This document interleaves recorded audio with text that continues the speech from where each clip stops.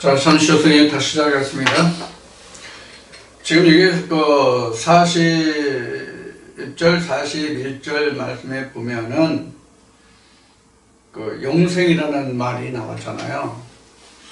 영생이라는 말이 나왔는데 이 영생이라는 뜻이 왜 영생이 되는지 한번 좀 살펴보고 가겠습니다. 영생이라는 것은 영원히 죽지 않는다, 이제 그런 의미가 들어있잖아요.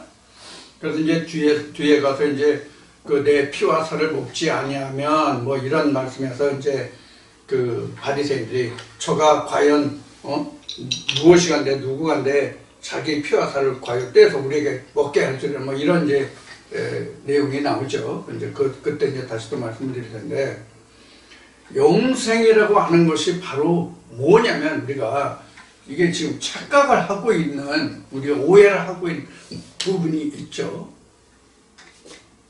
우리가 영생한다고 하는 얘기는 물론 성경에 그렇게 이제 기록되어 있기 때문에 우리가 영생한다는 것을 이제 오해하게 되는데, 죽음을 맛보지 않고 영원히 산다, 이제 이런 성경의 기록이 있기 때문에 영생이라는 것을 우리 육신이 죽지 아니하고 영원히 산다, 이렇게 지금 오해를 하고 있단 말이에요.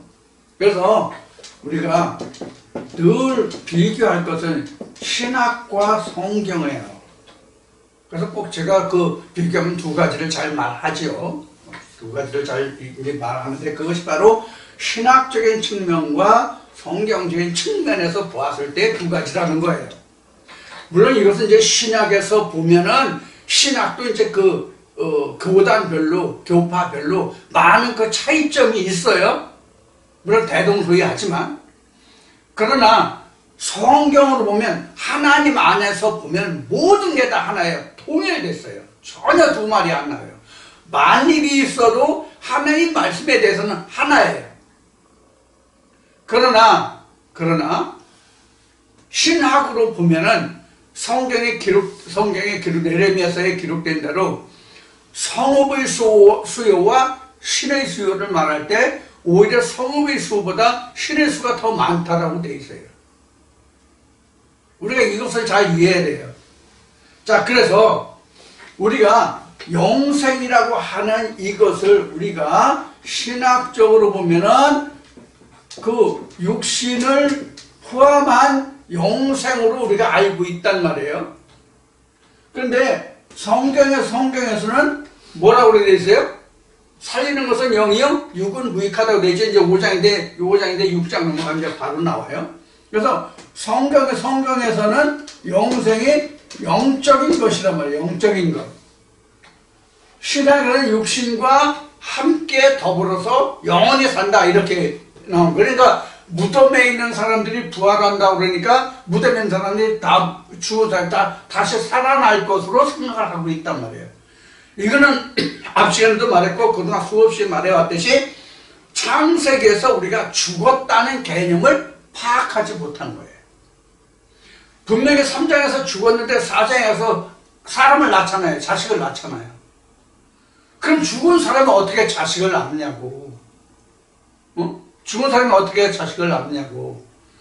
이걸 뻔히 보면서도 죽었다라는 개념을 모르니까 성경이 전부 다 꽈배기가 된 거예요. 그래서 영생도 죽었다라는 개념이 틀리기 때문에 꽈배기가 돼서 육신도 영생한다, 이렇게 본 거란 말이에요. 그러면 영생이라는 개념이 뭐냐? 영생이라는 개념이 뭐냐? 한마디로 말하면 이거예요. 조금 전에 좀 앞 시간에도 썼죠? 이거예요. 이게 영생이에요. 이게 영생이라고. 지금 예수가 요한복음 지금 40절, 41절 저기에서 말한 것 같이 너희가 성경에서 영생을 얻는 줄 알고 성경을 상고한다. 근데 그것이 나에 관한 것이다, 이렇게 얘기했잖아요. 그러면 우리가 예수의 종이라는 것을 앞 시간에도 얘기했지만, 예수의 종에서 보면 우리는 2000년 전 유대 땅에 왔던 그 예수만 생각하고 있잖아요. I am that I am 속에 들어있는 예수는 생각하지 못하고 있잖아. 아예. 일반 신학에서는 그걸 아예 생각을 못하고 있단 말이에요. 그렇기 때문에 구약시대에 살았던 사람들은, 선지자들은 엘리야나 모세나 이런 사람들도, 에녹도 아브라함도 이런 사람들도 그때는 예수가 없었기 때문에 성령의 역사가 없으니까, 예수가 없으니까 당연히 성령의 역사가 없다고 보는 거죠. 그러니까 그들도 재림주가 어느 때인가 오면은 그들도 부활해서 하나님 앞에 백보자 앞에서 심판받아야 된다라고 얘기하고 있는 거예요. 얼마나 어처구니가 없는 일입니까? 우리는 지금 이 말을 들을 때에 우리는 이것을 너무나도 아시는 분은 당연시하겠지만 그렇지 않다는 것을, 신학 입장 그 부활이 전혀 타당치 않다는 것을 여러분은 이해하시니까 지금 제가 이야기하는 것을 쉽게 알아들을 수 있지만, 그 사람들이 볼 때는 굉장히 안타까운 일이란 말이에요. 우리 입장에서 보면, 아는 자 입장에서는 굉장히 안타까운 일이란 말이에요. 자, 이와 같이 I am that I am이 곧 영생이란 말이에요. 예수가 말하는. 그래서 베드로전서 1장 9절인가 보면은 믿음의 결국은 뭐의 구원이라고 되어 있어요? 영혼의 구원이라고 되어 있잖아요. 영혼의 구원이다. 믿음의 결국은 영혼의 구원이다 라고 되어 있단 말이에요. 이 육신은 구원 못 받아요. 절대로. 예? 절대로 육신은 구원을 못 받아요. 땅의 성은, 아래의 성은 아래로 가고 위에서 온 것은 위로 간다고 되어 있잖아요. 성경에. 아니 이렇게 수많은 표면적인 말씀이 있음에도 불구하고 왜 이것을 자기네들이 말하는 그 자체가 무엇인지 알지 못하고 횡설수설하냐고. 그렇지 않아요? 여러분들 생각은 어떻습니까? 여러분이나 저나 똑같아요, 사실은. 왜? 지난날 우리도 그렇게 듣고 그렇게 알고 있었으니까. 지금 우리가 비로소 이제 성령이 교회에 들어가시는 음성을 듣게 되니까, 아, 그때 그것이 틀렸고 지금 이게 맞는구나, 이렇게 지금 우리가 옛것이 변하여 새것이 되었기 때문에 지금 우리도 자신 있게 그렇게 말하는 것뿐이지, 우리도 지난날은 똑같았단 말이에요. 하나도 다를 게 없단 말이에요.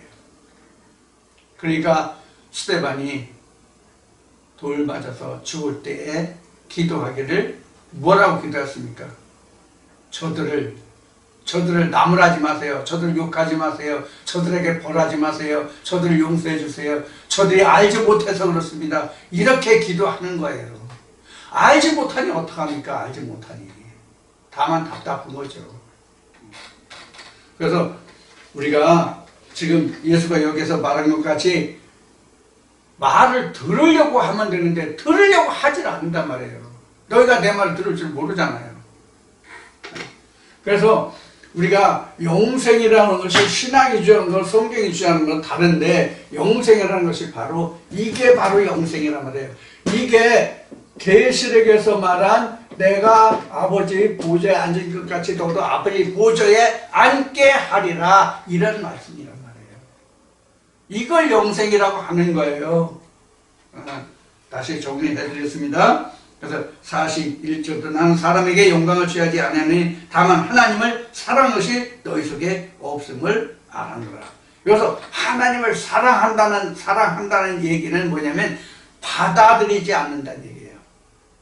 받아들이지 않는다는 얘기예요. 영접지 않는다는 얘기예요. 사랑하지 않는다는 얘기는 너희가 하나님을 사랑하는 것이 너희 속에 없음을 알아는 것은, 그 사랑이라는 것은 뭐예요?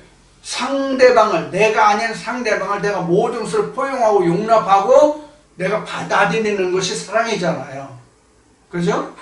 그것이 없단 말이에요. 그래서 사랑이 생명이 되는 거예요. 그래서 사랑의 주체는 하나님이고 예수예요. 성경에서 말하는 사랑은. 자, 43절 보겠습니다. 나는 내 아버지의 이름으로 왔음에 너희가 영접지 아니하나 만일 다른 사람이 자기 이름으로 오면 어떻게 한다고? 영접하리라. 여기서 하나님의 이름과 자기 이름이에요. 하나님의 이름과 자기 이름이에요. 그러면 자기 이름으로 왔으면 너희가 영접했다는 뜻이 무슨 뜻일까요? 신학에서 목사 안수 받아서 내가 이러이러한 프로필을 가졌다, 이러이러한 타이틀을 가졌다, 그런 뜻이에요. 우리 지금도 이제 그런 광고가 나는지 모르겠는데, 어느 큰 교회, 대형 교회에 목사 초빙한다는 이제 그런 이제 광고가 도로 나오죠, 신문에. 신문, 저는 글을 잘 읽지 못해가지고 이제 신문을 이제 안 봅니다만은. 자, 그래서 신문에 목사 초빙한다고 나와요. 그러면 이제 목사들이 프로필을 다 제출하잖아요. 그걸 제출하면 뭐 영성이 뭐하고 뭐한 사람을 자기 교회에 모시고자 한다고 이제 이런 내용으로 이제 광고가 나온단 말이에요. 그러면 실제 영성을 볼까요? 아니면 프로필을 볼까요? 영성 안 봐요. 프로필을 보죠. 어느 학교에 나왔으며 학위가 뭐며 어떤 경력을 가졌으며 이것을 본다고요. 만약에 제가 여의도 술먹은 교회, 아니면 사랑의 교회, 아니면 포도원 교회, 아니면 만나교회, 내가 목사 구한다고 거기서 내가 이력서 프로필을 적어냈다고 그럽시다. 그 사람들 다 받아줄까요? 받아줄까요? 천만에 만난에 콩가루떡이지. 어느 방송풀에 나오는 말 맞더라. 그렇죠? 자, 그래도 자기네들은 영성을 본다고 얘기해요. 프로필을 보면서 영성을 본다고 얘기해요. 그러니까 화려한 경력을 보는 거예요. 서울대학교 나왔어요. 박사학위예요. 미국 유학했어요. 이런 프로필을 본단 말이에요. 프로필을. 이게 자기 이름으로 온 거예요. 하나님의 이름으로 온 게 아니잖아요. 쉬운 얘기로 신학의 이름으로 왔지 하나님께로부터 보냄을 받았냐고. 아니잖아요. 세례 요한도 신학으로 왔습니까?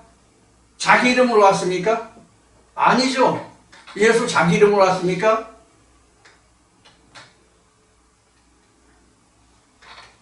모세, 엘리야, 엘리사, 구약의 모든 선지자들, 신약의 모든 사도들 자기 이름으로 왔습니까? 신학으로 왔습니까? 아니면 하나님께로부터 보냄을 받았습니까? 하나님께로부터 보냄을 받았잖아요.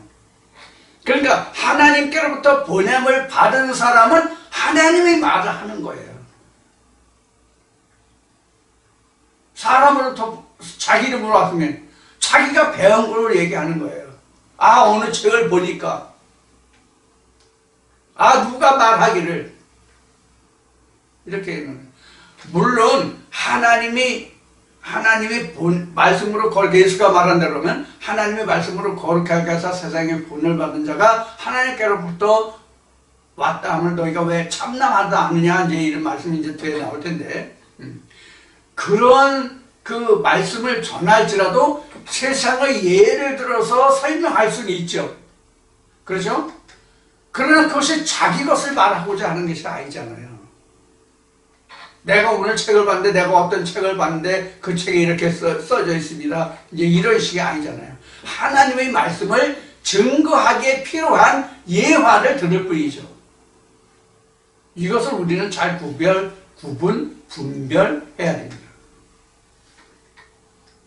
그래서 아버지 이름으로 왔으면 너희가 영접지 아니하는, 만일 다른 사람이 자기 이름으로 오면 영접하리라. 그렇죠? 아, 우리 교회 목사 어디 신학을 하고 신학 박사님이에요.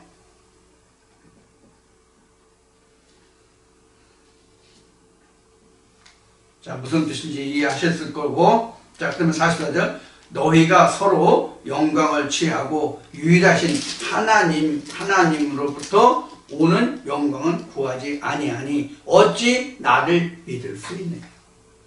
그래서 사람의 프로필을 드러내고 프로필을 자랑하고 하나님을 자랑하는 것이 아니라 사람을 자랑하죠.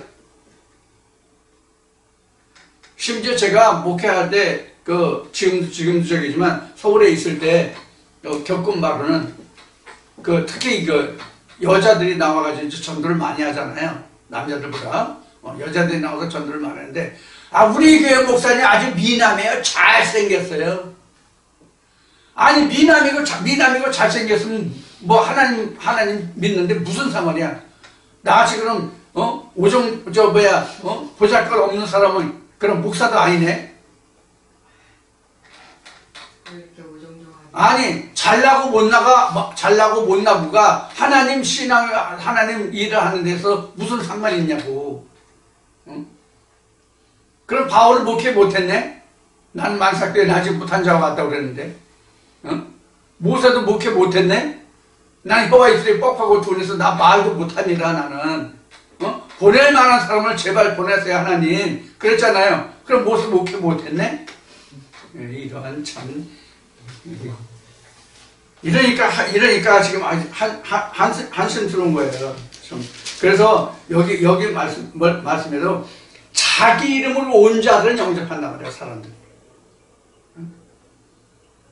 우리 교회 목사님이 유명한 목사님이에요. 뭐가 유명한데? 프로필이 유명하다는 얘기야. 프로필이 유명하다. 서울대학교 나왔어요. 미국 유학했어요. 유럽 유학했어요. 영어 잘해요. 독일어 잘해요. 나도 영어를 좀 잘하면 영어로 좀 설교해서 영어로 좀 유튜브에 올렸으면 좋겠어요. 적어도 영어로 하면 영어를 지금 사용하는 사람들이 많으니까 그렇게 되겠죠. 그런데 이제 걱정할 필요 없습니다. 앞으로 한국어가 세계 공통어로 공용어 될 테니까 지금 영어가 되듯이 한국어도 그렇게 공용어 될 테니까 나중에는 여러분들 영어 못해도 복음 전파할 수 있습니다. 나중에 분명히 그렇게 됩니다. 자, 그래서 하나님으로부터 오는 영광을 구하지 않고 사람의 영광을 구해요. 그러니까 하나님을 믿을 수 있냐고, 예수를 믿을 수 있냐고, 성령의 교제를 하시는 말씀을 들을 수 있냐고. 그래서 예수가 어디서 나왔다고 했어요? 갈릴리 사람이죠. 그래서 성경이 뭐라고 했어요? 지금 요번 앞에 갈릴리 같은 데서 무슨 선한이가 날 수 있냐 이렇게 나오잖아요. 이게 오늘날로 말하면 뭐와 같으냐면 저 시골 아주 벽천 시골 학교에서 나온 사람이 서울대학교 나온 사람하고 비교할 수 있겠냐 이런 식이에요. 그러니까 교회로 말하면 그래도 순복음 정도, 사랑의 교회 정도, 이런 데서 유명한 목사, 하나님 선지자가 나오지, 무슨 저 촌구석에, 아니면 이름도 없는 대여섯 명 모인 그런 교회에 무슨 하나님의 말씀이 있겠냐, 이런 거란 말이에요. 이 뜻이. 그래서 성경은 어떻게 기록하고 있습니까? 하나님은 사람의 예물을 보지 않아요. 하나님이 사울을 패하고 다윗을 세울 때에 어떤 그 과정이 있었습니까? 그 이세의 아들이 그 늠름한 그 아들들이 많이 있을 때 하나님이 누구를 좋아하셨어요? 제일 보잘것없는 다윗을 하나님이 사랑하셔서 그에게 성령 부음이 됐잖아요.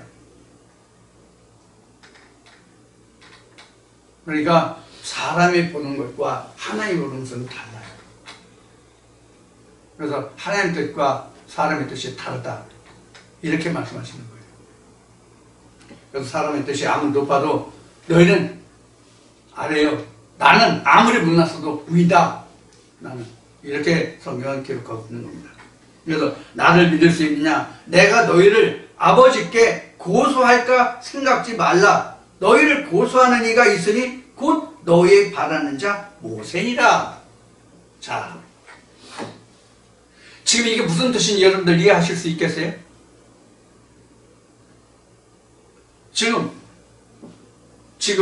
44절에 45절에는 내가 너희를 44절에는 45절에요. 내가 너희를 아버지께 고소할까 생각지 말라. 이 고소를 하면은 뭐가 나오죠? 심판이 나오잖아요. 그렇죠? 고소를 하면 심판이 나온단 말이에요. 고소를 하면 심판이 나오는데 여기서는 고소 안 하니까 따로 있다고 지금 얘기하죠. 너희는 내가 너희를 아버지께 고소할까 생각하지 말라. 너희를 고소하는 이가 있으니 곧 너희 바라는 자 모세니라. 이렇게. 이게 무슨 뜻인지 이해하시겠냐고요. 그러니까 심판에 넘겨줄 자가 내가 아니라 너희가 그토록 섬기는 그 바리새인들이 모세의 추종자들이잖아요. 율법의 추종자들이잖아요. 율법주의자. 뭐 율법도 아니지만 유전이지만은. 자, 그래서 지금 모세가 그들을 지옥에 보내는 것이 아니라 너희가 그토록 추구하고 쫓아가고자 하는 모세가 너희를 고소하는 자다, 그런 얘기예요. 모세가 너희를 심판에 넘겨준다, 그런 얘기예요. 그럼 이때 당시에 모세 있었어요? 예수가 왔은 2000년 전에 모세가 있었느냐고. 모세가 어느 때 사람인데. 그럼 여기서 모세가 너희를 고소한다고 돼 있는, 모세가 너희를 고소한다라고 얘기하는 거잖아요. 심판에 넘겨준다는 얘기잖아요. 그럼 모세가 이때 당시에 있지도 않았는데 모세가 심판에 넘겨준다? 고소한다? 무슨 뜻일까요?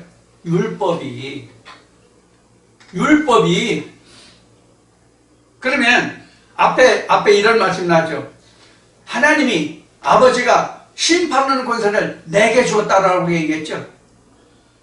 그럼 심판하는 권세를 내게 주었다고 한다면 지금 여기 45절에서 내가 너희를 고소할까 생각하지 말라, 염려하지 마라, 생각하지 말라, 이 말이 맞아요, 틀려요? 틀려요. 심판 권세를 하나님이 예수에게 줬으니까 예수가 고소하는 자가 되잖아요. 근데 여기는 않는다고 되어 있단 말이에요. 이제 그 이유가 뒤에 나와요. 이게 무슨 뜻인지 뒤에 나온다고. 모세가 고소한다고. 즉 율법을 좇는 자는 율법에 정한 바대로 그가 심판을 받는다는 뜻이에요. 진리를 좇는 자는, 예수를 좇는 자는 이미 심판 없잖아요. 요한복음 3장에 나왔잖아요. 이미 나왔잖아요. 요한복음 3장에. 믿는 자는 영생에 들어갔고 믿지 않는 자는 이미 심판을 받았음이라고 나왔잖아요. 요한복음 3장에. 그런데 무슨 백보자 앞에 가서 심판받는다고 그러냐고. 그러니까 오늘도 뭐 몇 번째 얘기지만, 그러니까 우리가 성경을 알지 못하면 앞장 뒷장의 문제가 아니라 앞절과 뒷절에 있는 말이 틀린다고 꽈배기가 된다고. 그래도 자기가 무슨 말 했는지 몰라. 그리고 그것을 듣는 사람들도, 청중들도, 회당에 나와 있는 그 회당 사람들도 무슨 말 하는지 몰라. 그냥 말하면 아멘이야. 여러분들 이렇게 믿으면 지옥 갑니다. 아멘. 그 얘기와 똑같은데 그냥 아멘 한다고.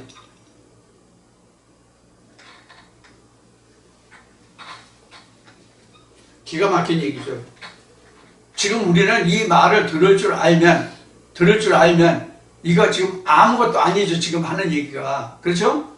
지금 하는 얘기가 우리가 이 말을 들을 줄 알면 아무것도 아니에요. 간단한 말이에요. 아주 쉬운 거예요, 내용이. 그런데 우리가 듣는 말을 듣지 못하는 자들에게는 이 말이 어떻겠어요? 너무 어렵고 생소하죠. 그래서 생소한 입술이라고 나온 거예요.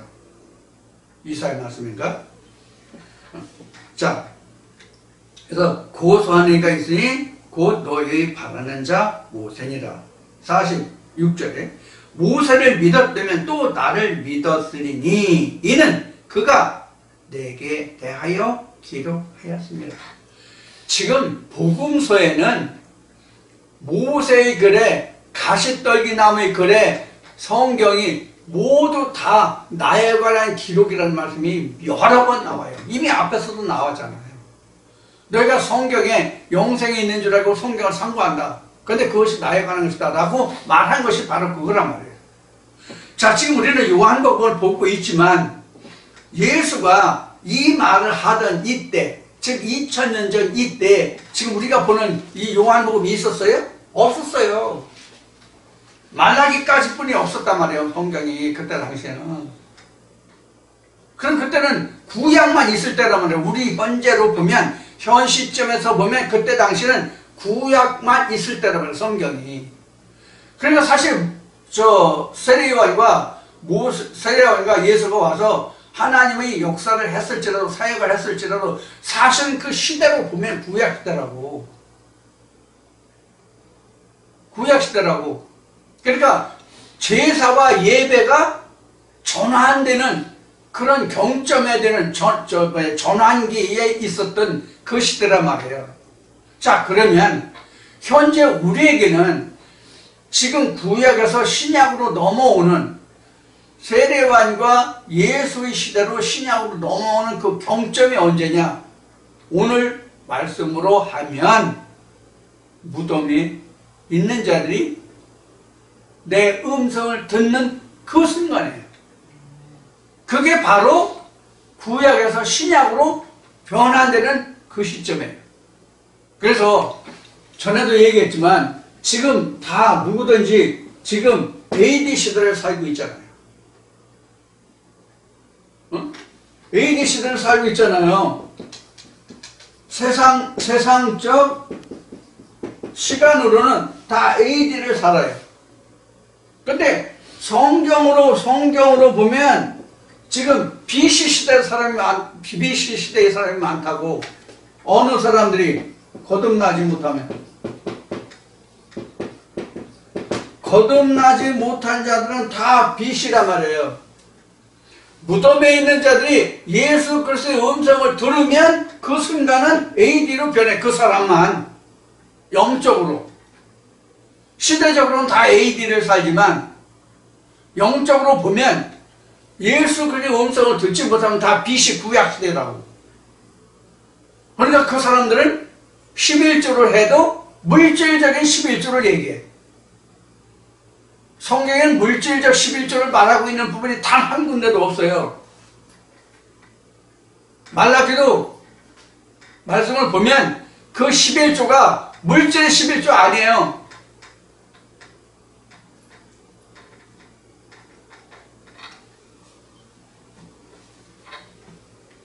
물론 하나님의 신명기까지 말씀을 보면 이스라엘 백성들이 레위 지파에게 나머지 지파들이 먹을 것을 공급해 줬잖아요. 이것을 그때는 11조라고 했어요. 11조라고 했어요. 그래서 하나님이 이스라엘 백성들에게 그 가나안 땅을 다 주었으되 레위 지파에게는 땅을 분깃으로 주지 않았잖아요. 그 대신 같은 형제들일지라도 나머지 형제들이 레위 지파를 먹여 살리게 했단 말이에요. 하나님의 일을 하는 대신 형제들이 그들을 공개하게끔 하나님이 말씀하셨단 말이에요. 그게 11조예요. 이스라엘 백성들로 보면 그게 11조예요. 그런데 그 11조를 가지고 레위 족속들이 받아서 그 중에서 또 11조를 하나님께 속건 제물로 드렸잖아요. 그럼 11조에 11조가 되는 거죠. 그게 하나님께 상달되는 성소에 떡상을 하는 그 떡으로 올리는 그것이 됐단 말이에요. 하나님께 드리는 11조가 됐단 말이에요. 그러면 하나님이 그것을 어떻게 정하셨냐면 레위기 2장 13절에 정하셨단 말이에요.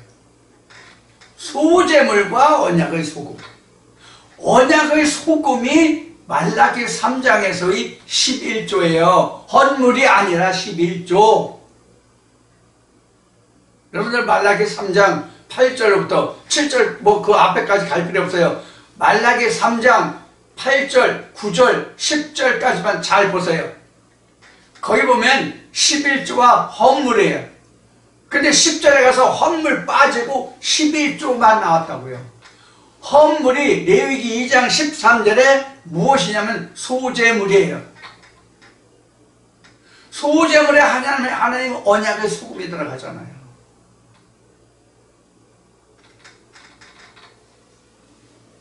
그래서 지금도 11조를 반드시 해야 됩니다. 11조 안 하면 그 사람은 하나님 백성이 아니에요.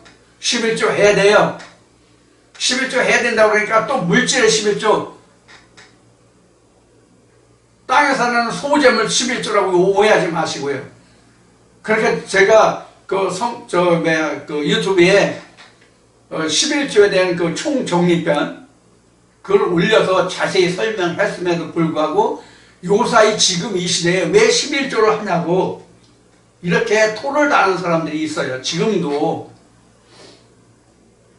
그렇게 들을 기가 없는 거예요. 우리가 잘 듣는 것 같지만, 잘 이해하는 것 같지만, 잘 깨닫는 것 같지만 그래도 못 알아듣더라고. 11조 안 하면 죽어요. 죽은 인생이에요. 그 인생은 영생이 없어요. 11조가 예수가 11조란 말이에요. 11조 언약의 소금, 하나님의 아들 예수. 우리가 하나님의 아들을 우리가 양육하는 자잖아요. 하나님의 아들 내 아들이에요? 내 아들이냐고. 하나님이 주신 거잖아요. 하나님의 아들이잖아요. 하나님의 아들을 우리에게 양육을 위탁하셨단 말이에요. 하나님의 아들 예수를 우리에게 위탁하셔서 지금 양육을 위탁하셨다고. 그 아들 잘 키우는지 보여달라는 뜻이 바로 11조예요.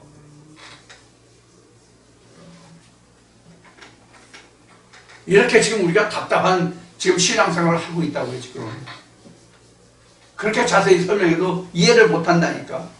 다 알아듣는 것 같죠? 그렇지 않다고.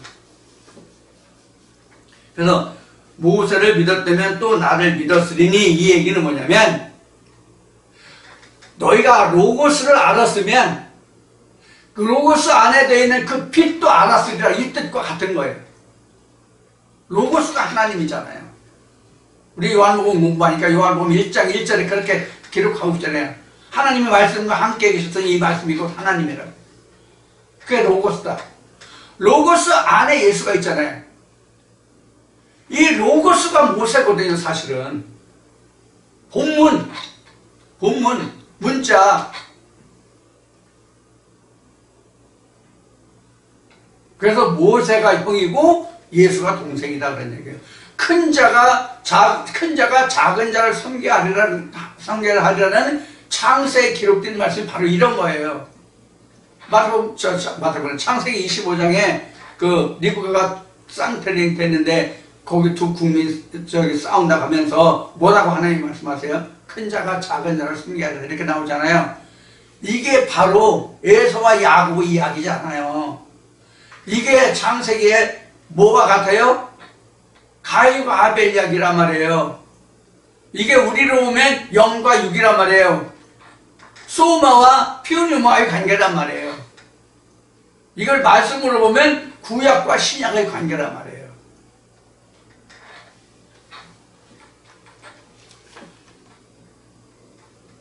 그래서 모세를 믿었다면 또 나를 믿었으니 이는 그가 내게 대하여 기록하였습니다.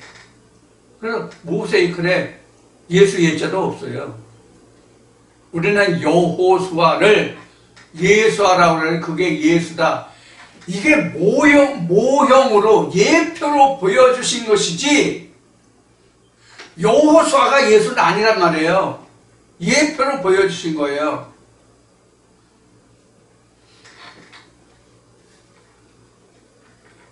내게 대하여 기록하였습니다. 그러나 그의 글도 믿지 아니하거든 어찌 내 말을 믿겠느냐 하시니라. 이게 지금 그 47절에 한 말이 바로 뭐냐면 마태복음으로 얘기하면 내가 땅의 것으로 말해도 너희가 깨닫지 못하는데 하물며 위의 것으로 하늘의 것으로 얘기하면 너희가 알아듣겠냐 하는 말과 같아요.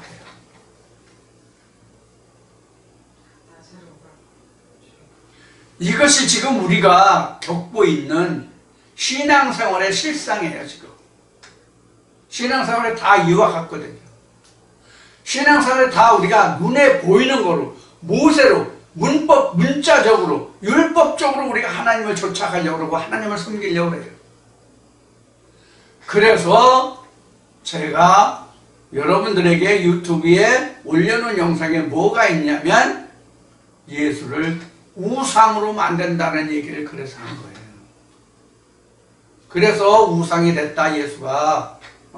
우상이 된 예수를 그래서 증거한 거예요, 여러분들 앞에. 우리가 지난날 똑같았잖아요. 우리도 지난날 성령이 교회를 하시는 이 하나님 음성을 듣지 못하고 이 하나님 음성을 알지 못할 때는 우리도 저들과 같이 극렬하게 사도 바울이 증거한 대로 내가 조상들보다 더 열심으로 조상의 유전에 내가 열심을 냈다는 것과 같이 우리도 극렬하게 우리가 율법적으로 하나님을 쫓아갔단 말이에요. 마치 열왕기상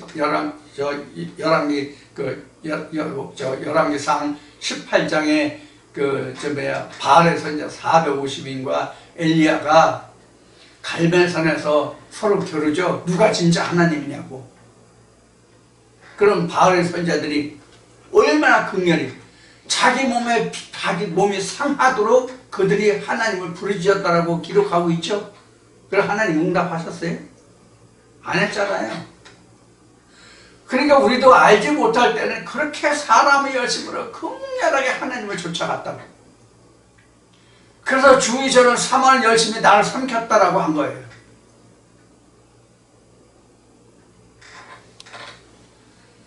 우리가 그래서 세상에 말해도 아는 것이 힘이라고 한 것과 같이 성경도 예수를 아는 것이 영생이라고 지금 여기서 설명하고 있는 거잖아요, 예수가요.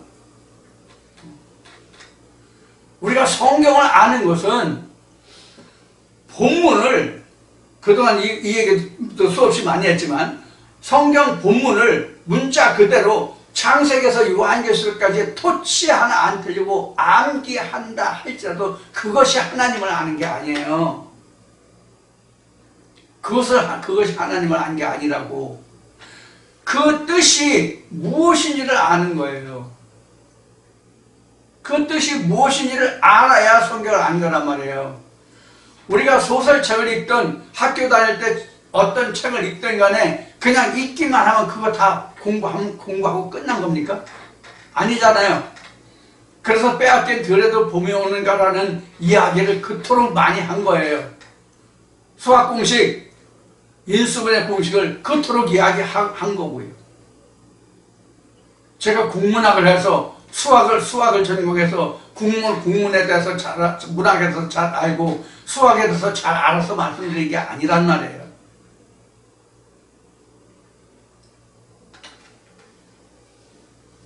우리가 세상 속담에 이런 말이 있잖아요. 10길 물속은 알아도 한 길 사람 속은 모른다라는 말이 있어요. 하물며 하나님의 속을 우리가 쉽게 알 수 있겠어요? 사람의 속도 모르는데? 그래서 예수가 이렇게 얘기하는 거예요. 예수가 여기 뭐라고 얘기하고 있어요, 지금? 너희가 모세를 알았다면 나도 알았을 것이다 라고 얘기하는 게 바로 이런 뜻이란 말이에요. 너희가 모세도 모르는데, 즉 문자적으로 본문으로 쓴 거 이것도 다 모르는데 하물며 그 속에 숨겨진 나를 너희가 알 수 있겠냐 이런 뜻이란 말이에요. 모세 속도 못 들여다보는데 너희가 내 속을 들여다볼 수 있겠냐 이런 뜻이란 말이에요.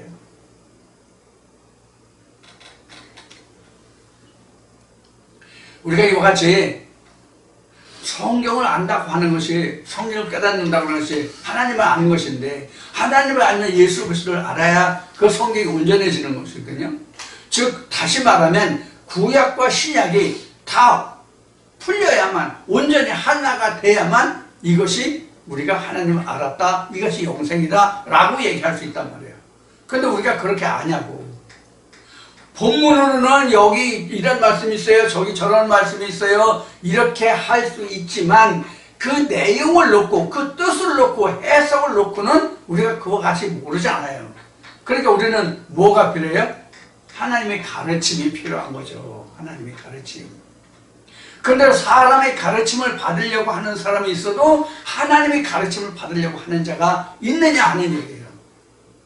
그 뜻이 지금 여기 요한복음 5장에서 예수가 한 말이 뭐냐면 자기로 온 자는 영접하되 하나님으로부터 보냄을 받은 자는 너희가 영접하지 않는다는 뜻이에요. 그 말이 그런 뜻이에요.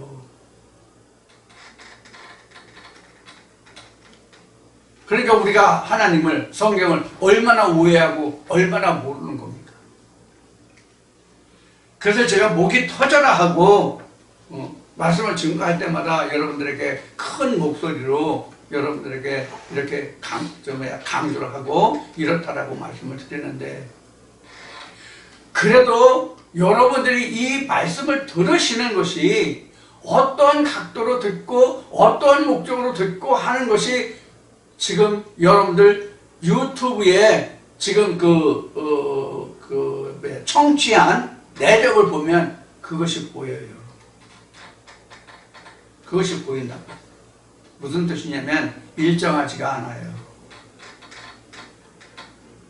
어떤 말씀은 많이 보시고 지나치게 많이 보시고 어떤 말씀은 지나치게 안 봐요. 그럼 이게 바로 뭐냐? 편견이잖아요. 자기가 관심이 있다. 요건 좀 내가 좀 써먹을 때가 있다. 요건 좀 내가 좀 인용할 것이 있다. 이런 것을 많이 들으시고, 그렇지 않은 것은 적게 듣는다라고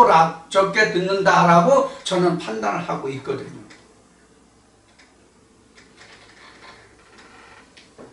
그냥 꾸준히 들으시는 분들은 들으시는데, 그렇지 않고 지나치게 많은 것은 바로 그만큼 편중되어 있다는 얘기잖아요. 이게 편식이라는 거예요.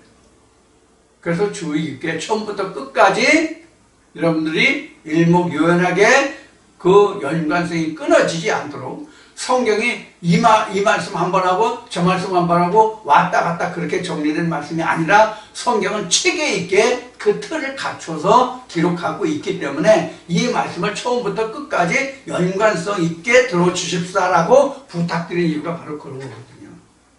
그런데 지나치게 들쑥날쑥해요. 지나치게 들쑥날쑥한다고요. 이게 바로 뭐냐? 편식이라는 얘기예요. 하나님의 말씀은 예만 있고 아니라는 게 없다고 성경 기록하고 있죠, 바울이. 그럼 여러분들은 어느 말씀은 다 하시고 어느 말씀은 몰라서 모르는 말씀을 더 많이 들으시고 아는 말씀은 적게 들으시고 그러는가요? 저는 그렇게 생각하지 않습니다.